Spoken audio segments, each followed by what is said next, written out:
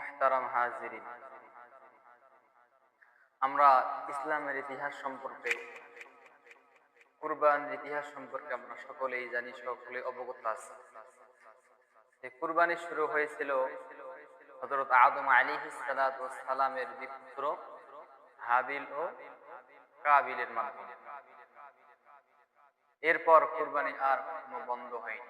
হযরত ইয়াকুব আলাইহিস সালাতু ওয়াস সালাম, হযরত ইউসুফ আলাইহিস সালাতু ওয়াস সালাম, হযরত ইব্রাহিম আলাইহিস সালাতু ওয়াস সালাম, হযরত ইসমাঈল আলাইহিস সালাতু ওয়াস সালাম, হযরত ঈসা আলাইহিস সালাতু ওয়াস সালাম, প্রত্যেক নবী রাসূলকে আল্লাহ তাআলা এই কুরবানির নিয়ম ধারা আল্লাহ তাআলা দিয়েছিলেন। আল্লাহ তাআলা সেই প্রসঙ্গে কোরআন আয়াত খুলে ধরেছেন। আল্লাহ বলেছেন, ওয়ালিকুল্লি উম্মাতিন জাআলনা মানসাকান লিয়াযকুরুসমাল্লাহি আলা মা রাযাকাহুম মিন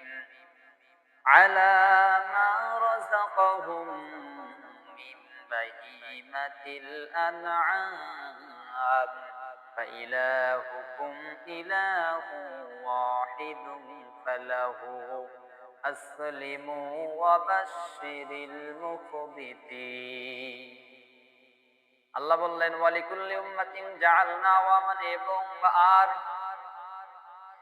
লিকুল্লি জাআলনা, লিকুল্লি লি ব্যবহার হয় জন্য, যারা আরবি গ্রামার জানেন তারা বুঝতে পারবেন। পৃথিবীর জমিনে কোনো মানুষ যদি কোনো মানুষের জন্য কোনো জিনিস নাই, কোনো মানুষ তাকে জিজ্ঞেস করে, ভাই এটা কিসের জন্য, এটা কার জন্য, সে বলে অমুক ব্যক্তির জন্য, এই জন্য ব্যবহার হয় লামের ক্ষেত্রে। লিকুল্লি, কুল্লি মানে প্রত্যেক, লিকুল্লি আল্লাহ বলেন ওয়ালিকুল্লি উম্মাতিন জাআলনা, উম্মত মানে দল, জাতি বা কওম। আল্লাহ বলেন ওয়ালিকুল্লি উম্মাতিন জাআলনা, আমি আল্লাহ তাআলা প্রত্যেক জাতির জন্য, কওমের জন্য, দলের জন্য জাআলনা নির্ধারিত করে দিয়েছি মানসাকা কুরবানির নিয়ম নীতি, লিয়াযকুরু ইসমাল্লাহ, তারা যেন লিয়াযকুরু স্মরণ করে, ইসমুল্লাহ আল্লাহর নাম, লিয়াযকুরু ইসমাল্লাহি আলা মা রাযাকাহুম এবং তাদের যা রিজিক দিয়েছি, মিন বাহিমাতিল আনআম। এই রিজিক কোন রিজিকের কথা বলা হয়েছে? বাহিমাতিল আনআম বলা হয় ঘরের মধ্যে গৃহপালিত পশুগুলো যখন পালিত হয়, এগুলোকে বলা হয়েছে বাহিমাতিল আনআম। এদেরকে যখন কুরবানি করা হবে, আল্লাহ বলে ওয়ালিকুল্লি উম্মাতিন জাআলনা মানসাকান লিয়াযকুরু ইসমাল্লাহ আলা মা রাযাকাহুম মিন বাহিমাতিল আনআম। প্রত্যেক জাতির জন্য, প্রত্যেক উম্মতের জন্য, প্রত্যেক দলের জন্য আমি আল্লাহ তাআলা কুরবানির নিয়ম ধারা আমি আল্লাহ তাআলা নির্ধারণ করে দিয়েছি।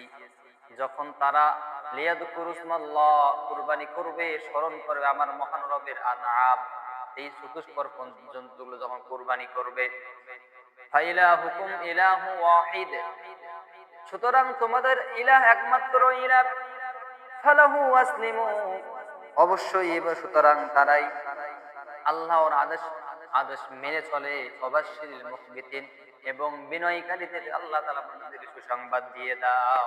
সুবহানাল্লাহ। আল্লাহ তাআলা বললেন ওয়ালিকুল্লি উম্মাতিন জাআলনা মানসাকান লিয়াযকুরু ইসমাল্লাহ, আমি প্রত্যেক জাতির জন্য, প্রত্যেক দলের জন্য, প্রত্যেক কওমের জন্য, প্রত্যেক উম্মতের জন্য আমি কুরবানিকে নির্ধারণ করে দিয়েছি। যখন তারা কুরবানি করবে, আমার মহান রবের নাম উচ্চারণ করবে, আর তারাই তো আমার কথা মেনে চলে এবং যারা বিনয়ী হেরবি, আপনি তাদের সুসংবাদ দিয়ে দেন যারা আল্লাহর আদেশ মানে। এই আয়াতের উদ্দেশ্য হলো যে কুরবানির নিয়ম নীতি শুধু আমাদের উম্মতে মুহাম্মদ মনে হয় আমাদের প্রতি ওয়াজিব করা হয়েছে, না, এই কুরবানি আল্লাহ তাআলা আমাদের পূর্বে যে নবীগণ ছিলেন, যতগুলো উম্মত ছিলেন, প্রত্যেক উম্মতকে, প্রত্যেক জাতিকে, প্রত্যেক দলকে আল্লাহ তাআলা এই কুরবানি দিয়েছিলেন। কিন্তু ইব্রাহিম আলাইহিস সালাতু ওয়াস সালামের কুরবানি ছিল একটু ব্যতিক্রম কুরবানি। যে কুরবানির কারণে আল্লাহ তাআলা ইব্রাহিম আলাইহিস সালাতু ওয়াস সালামকে খলিলুল্লাহ হিসেবে ঘোষণা দিয়েছিলেন। সেই হিসেবে তিনি ভূষিত হয়েছিলেন খলিলুল্লাহ। আল্লাহ তাআলার হুকুমে তিনি নিজ পুত্র হযরত ইসমাঈল আলাইহিস সালাতু ওয়াস সালামকে নিজ হাতে কুরবানি দেওয়ার জন্য তিনি রাজি প্রস্তুত হয়ে গেছিলেন এবং শিশুপুত্র আল্লাহ তাআলার আদেশ, আল্লাহ তাআলার হুকুম মেনে নেওয়ার জন্য, আল্লাহ তাআলাকে রাজি করার জন্য সেই সুতীক্ষ্ণ ধারালো তরবারির নিচে শুয়ে গেছে একমাত্র আল্লাহ তাআলাকে রাজি এবং খুশি করার জন্য বলি সুবহানাল্লাহ। এই যে কুরবানির নিয়ম ধারা আল্লাহ তাআলা দিলেন ইব্রাহিম আলাইহিস সালামকে, এই কুরবানি কিন্তু যুগে যুগে বিকৃত হয়েছে, অনেক মানুষ বিভ্রান্তির শিকার হয়েছে।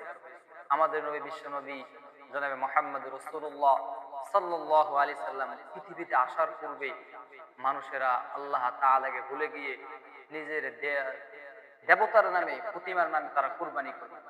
সেই কুরবানির কথা আল্লাহ তাআলা কোরআনে বলে ধরেছেন, মা জাআলাল্লাহু মিন বাহিরাতিন ওয়ালা সাইবাতিন ওয়ালা ওয়াসিলাতিন ওয়ালা হামিন ওয়ালাকিন্নাল্লাযীনা কাফারু ইফতারুনা আলাল্লাহি কাযিবা ওয়া আকসারুহুম লা ইয়াকিলুন। আল্লাহ তাআলা বহিরা, সাহেবা, ওয়াসিলা, হামিকে শরীয়ত সিদ্ধি করেননি, কিন্তু যারা কাফের তারা মহান রবের নামে মিথ্যা দোষ আরোপ করে, আর তারা অধিকাংশই হলো সে মানুষের বিবেক বুদ্ধি নেই। আল্লাহ তাআলা বললেন, বহিরা, সাহেবা, ওয়াসিলা, হামিকে আমি শরীয়ত সিদ্ধি করিনি, কিন্তু যারা কাফের তারা আমার নামে কি করে, মিথ্যা অপবাদ আরোপ করে, এবং তারা মনে রাখো তারা অধিকাংশ মানুষের, অনেক অধিকাংশ লোকেরাই তাদের কোনো বিবেক বুদ্ধি নেই। আপনারা বলতে পারেন বহিরা, সাহেবা, ওয়াসিলা এটা আবার কি? বহিরা বলা হয় এমন জন্তুকে যার দুধ দেব দেবী নামে উৎসর্গ করা হতো, সেটা নিজের কাজে ব্যবহার করতো না, এটাকে বলা হয় বহিরা। আর সাহেবা বলা হয় এমন উটনিকে যার, যেটাকে দেবদেবী নামে উৎসর্গ করা হতো, যার উপর সাওয়ার হওয়া, তার লোম কাটা, তার দুধ পান করা তারা নিষেধ মনে করত। ওসিলা বলা হয় ওই বকরি বা ওই দুম্বাকে যেটা বড়বার কয়েকবার নর ও মাদি বাচ্চা প্রসব করে, সেটাকে তারা ছেড়ে দিত, সেটাকে তারা পবিত্র মনে করত।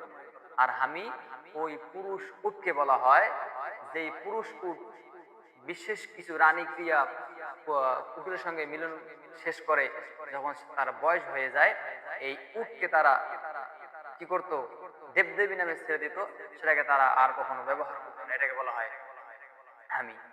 এই সমস্ত জিনিসগুলো তারা মেনে চলতো। আল্লাহ তাআলা কুরবানি, আল্লাহ তাআলা বলেছেন, কুল ইন্না সলাতি ওয়া নুসুকি ওয়া মাহইয়ায়া ওয়া মামাতি লিল্লাহি রাব্বিল আলামিন। কুল, হে নবী আপনি বলুন, ইন্না সলাতি, নিশ্চয় আমার নামাজ, অনুসুকি আমার কুরবানি, অনুসুকি, কুল ইন্না সলাতি ওয়া নুসুকি ওয়া মাহইয়ায়া আমার হায়াত, ওয়া মামাতি আমার মৃত্যু, রাব্বিল আলামিন, সেই রবের জন্য তিনি तमाम পৃথিবীর পালনকারী। আল্লাহ তাআলা কোরআনের ভাষায় বলে দিলেন, মুসলমানদের বলে যান যে আমার নামাজ, আমার কুরবানি, আমার হায়াত, আমার জীবন, আমার মৃত্যু একমাত্র আল্লাহ তাআলার জন্য। কিন্তু তারা এই কথা না মেনে তারা কি করতো, তাদের দেব দেবী বিভিন্ন প্রতিমা নামে তারা কি করতো, এই জিনিসগুলো কুরবানি করতো।